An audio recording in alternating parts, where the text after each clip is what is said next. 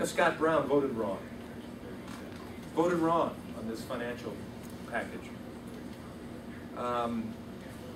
That ticks a lot of people off.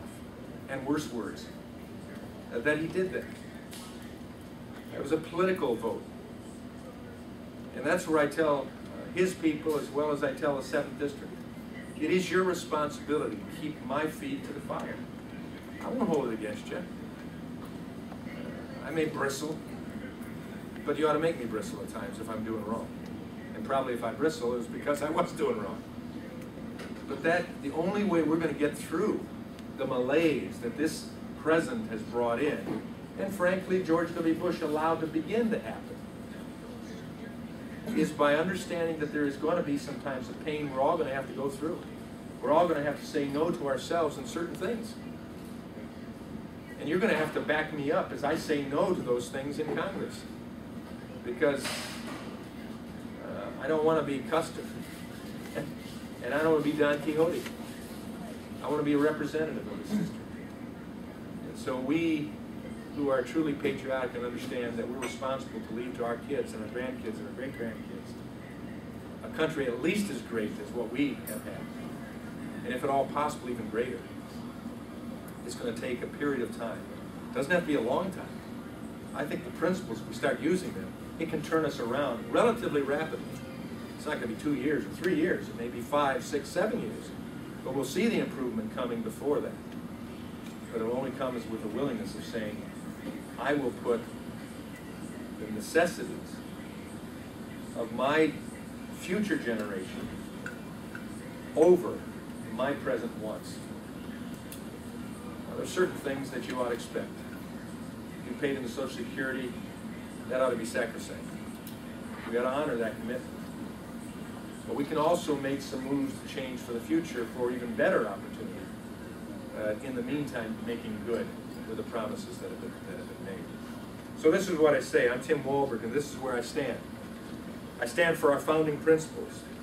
Principles such as the belief in God, our Declaration of Independence and Constitution and Bill of Rights. I stand for freedom. Freedom to start a business, to choose your doctor, what you drive, what you eat, to carry a gun, to teach and raise your own children. It doesn't have to come in that order. Some of you don't need a gun to raise your kids. And to live your own life. I stand for personal responsibility. Let's encourage common sense, good behavior, and discourage bad behavior. I stand for limited government, which includes limited regulation, limited spending, limited taxing, and limited borrowing. And may I add here something that isn't on here.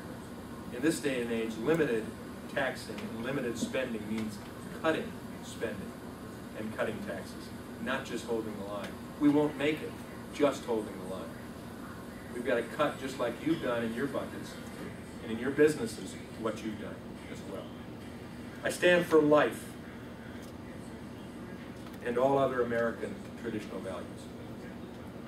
Now, the key and fundamental difference in the race between Mark Schauer and myself is that while he puts his trust in big government, and it's clear, you don't put your trust in anything else than big government when you have a 96% voting record with Nancy Pelosi. And the rest of the Democrats, on average, have a 90% voting record. Mark Schauer is representing San Francisco, not Michigan's 7th District, not Jackson. So the fundamental difference, while he puts his trust in big government, I put my trust in the American people. Reagan put his trust in the American people. The exceptionalism of America, the ability to achieve, the ability to surmount everything, the ability to win, but in winning, to be merciful and compassionate and caring for others as well.